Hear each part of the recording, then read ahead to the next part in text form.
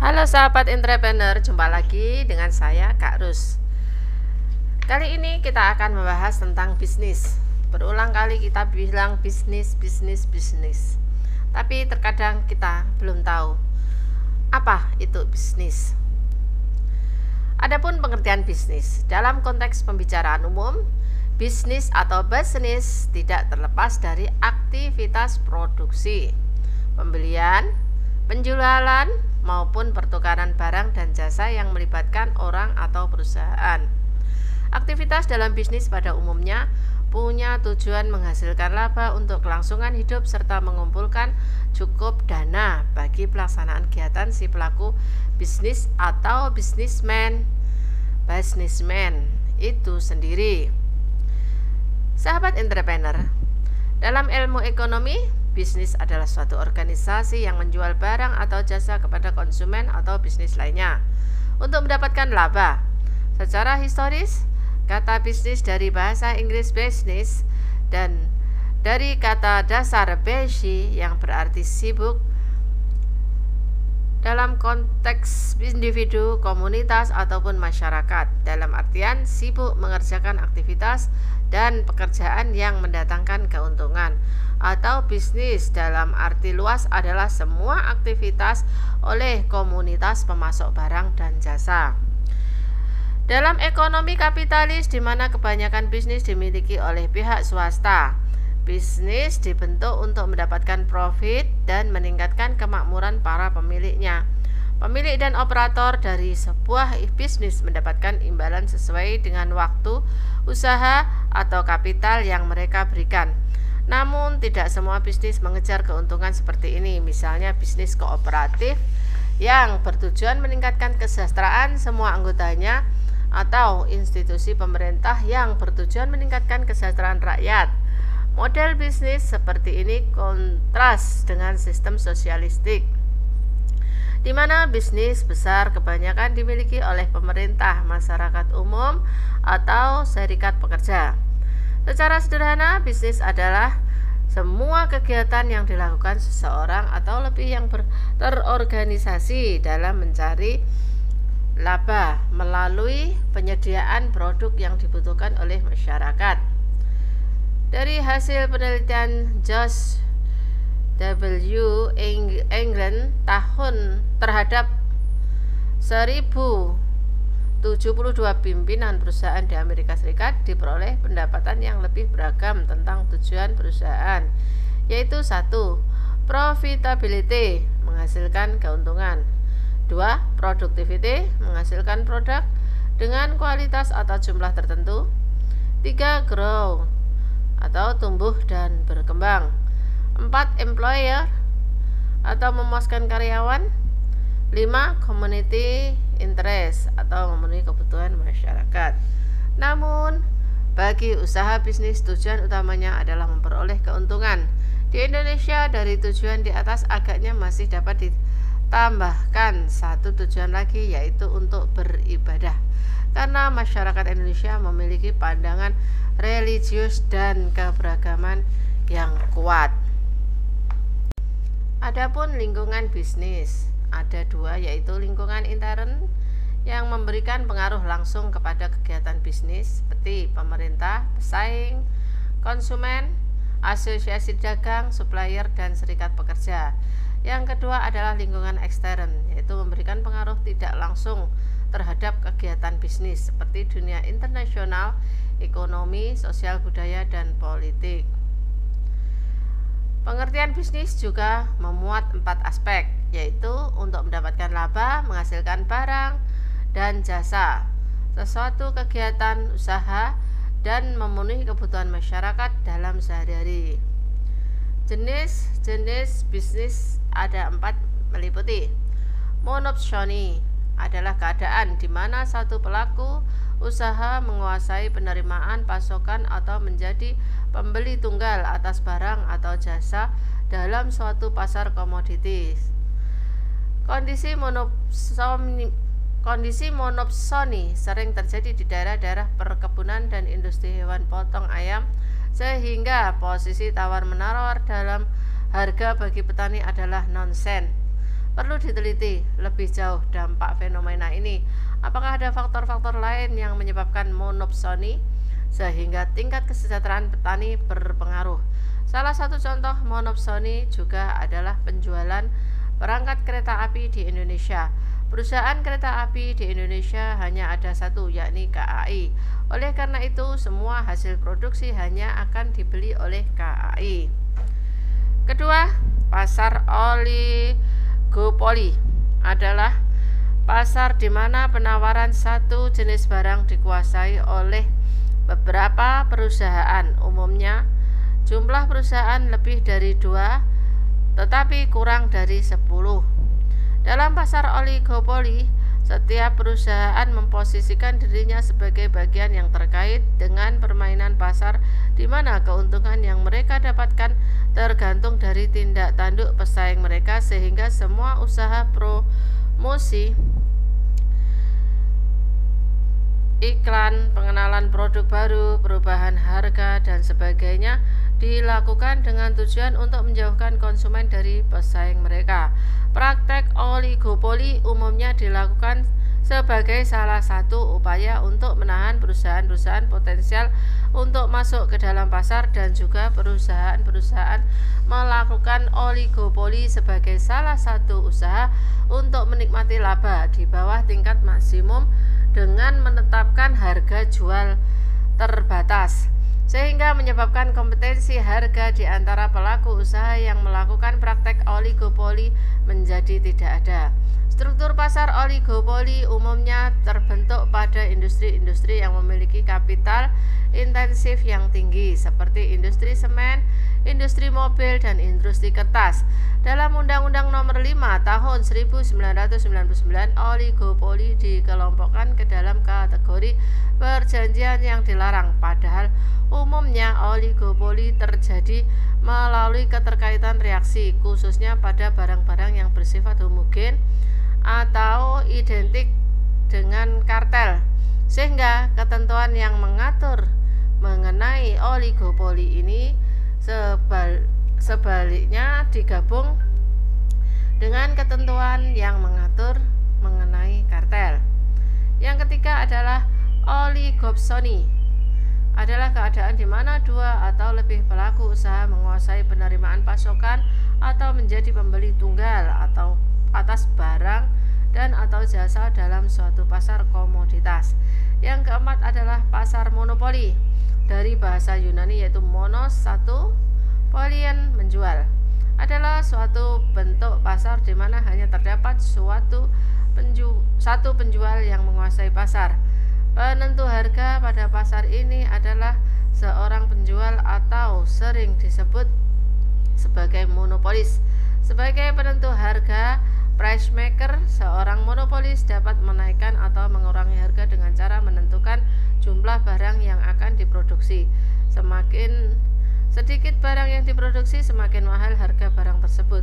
Begitu pula sebaliknya. Walaupun demikian, penjual juga memiliki suatu keterbatasan dalam menetapkan harga. Apabila penetapan harga terlalu mahal, maka orang akan menunda pembelian atau berusaha mencari atau membuat barang substitusi atau pengganti produk tersebut, atau lebih buruk lagi, mencarinya di pasar gelap atau black market. Adapun tujuan kebijakan bisnis.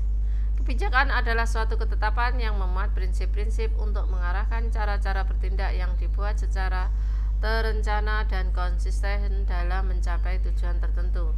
Tujuan bisnis merupakan hasil akhir yang ingin dicapai oleh para pelaku bisnis dari bisnis yang mereka lakukan, dan merupakan cerminan dari berbagai hasil yang diharapkan bisa dilakukan oleh bagian-bagian organisasi perusahaan, produksi, pemasaran, personelia, dan lain-lain, yang akan menentukan kinerja perusahaan dalam jangka panjang. Secara umum, tujuan dari bisnis adalah menyediakan produk berupa barang atau jasa untuk memenuhi kebutuhan konsumen serta memperoleh keuntungan dari aktivitas yang dilakukan.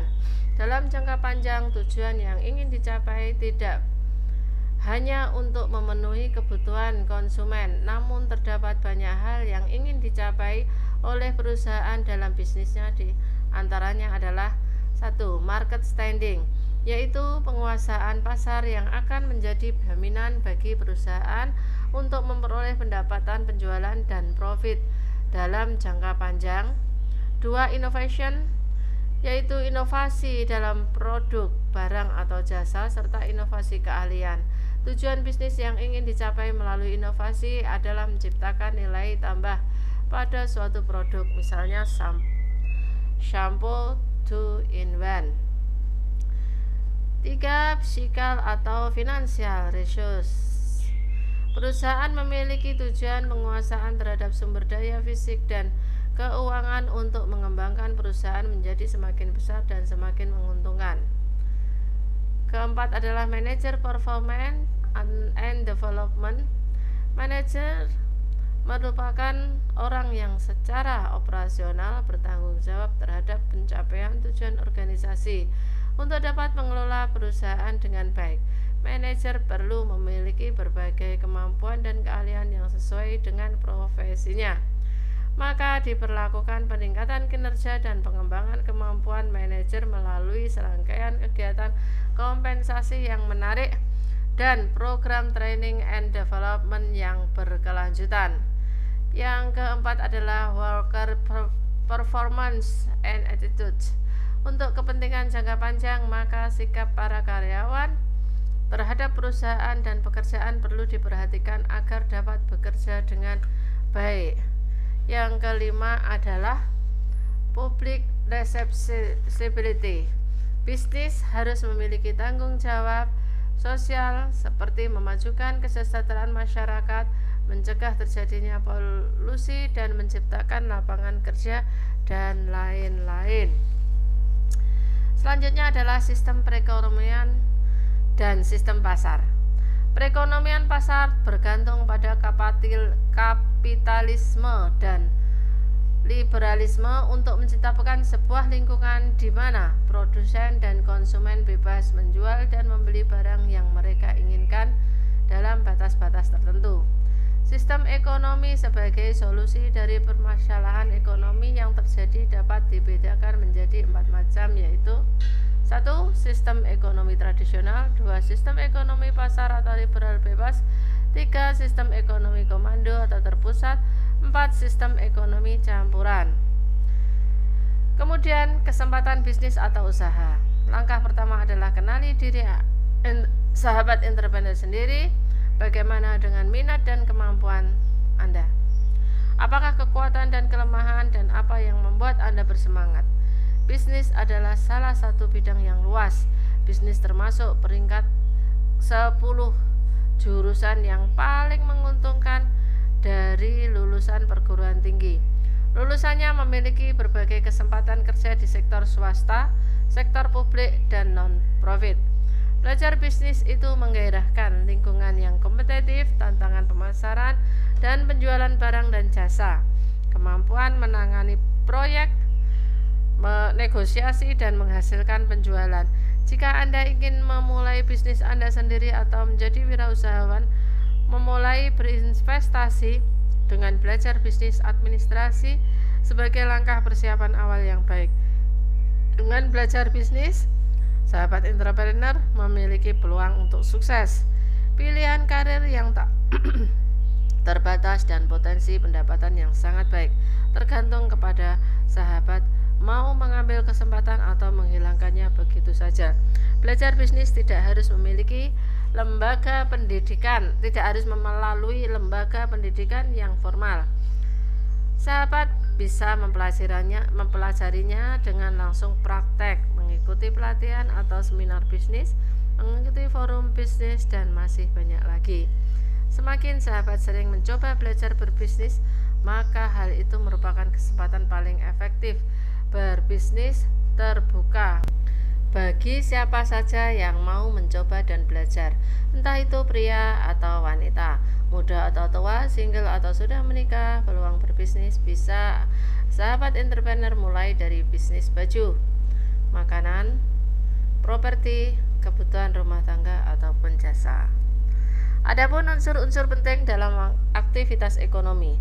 Dalam hal apapun, unsur yang terpenting dalam aktivitas ekonomi adalah uang. Uang merupakan bagian terpenting dalam kehidupan manusia. Karena dengan menggunakan uang, kita dapat melakukan segala aktivitas ekonomi dalam memenuhi kebutuhan, baik yang berupa barang atau jasa. Sejarah uang yaitu 1. Sistem barter, 2. Sistem uang barang, 3. Sistem uang logam, dan 4. Sistem uang kertas. Adapun hakikat bisnis. Dari pengertian businessman, maka kita dapat mengambil kesimpulan bahwa seorang businessman adalah individu-individu yang berorientasi kepada tindakan dan memiliki motivasi tinggi yang beresiko dalam mengejar tujuannya. Untuk dapat mencapai tujuan-tujuannya, maka diperlukan landasan pemikiran, sikap, dan perilaku yang mendukung pada diri seorang businessman. Landasan pemikiran, sikap, dan perilaku sangat dipengaruhi oleh sifat dan watak yang dimiliki oleh seseorang. Sifat dan watak yang baik berorientasi pada kemajuan dan positif merupakan sifat dan watak yang dibutuhkan oleh seorang businessman agar businessman tersebut dapat maju dan sukses. Selanjutnya, mengapa kita harus belajar bisnis? Peranan bisnis sangatlah penting dalam kehidupan masyarakat, karena melalui kegiatan bisnis, suatu perusahaan akan dapat memenuhi setiap kebutuhan dan masyarakat konsumen yang beraneka ragam, sehingga konsumen merasa terpuaskan. Setiap perusahaan yang berkinerja baik dan mampu memberikan layanan yang memuaskan bagi konsumennya. Bisnis membuka sebuah lapangan kerja baru untuk masyarakat sekitar. Kita akan jadi lebih berwibawa dan mengemban tugas hidup di dunia. Selain itu, untuk membuat dunia menjadi tempat yang lebih baik bagi semua orang, menciptakan kekayaan dan kesejahteraan, kemakmuran, dan pilihan pekerjaan. Dengan adanya bisnis ini, kita akan mendapatkan beberapa keuntungan yang tidak akan pernah kita duga-duga. Kita juga akan lebih banyak dikenal orang, mendapatkan wawasan yang luas, dan kita bisa belajar dengan orang-orang yang telah sukses sebelumnya. Demikian sahabat entrepreneur sekelumit tentang bisnis. Sekarang sudah tahu kan apa itu bisnis? Yuk kita lanjut ke materi berikutnya. Semoga bermanfaat.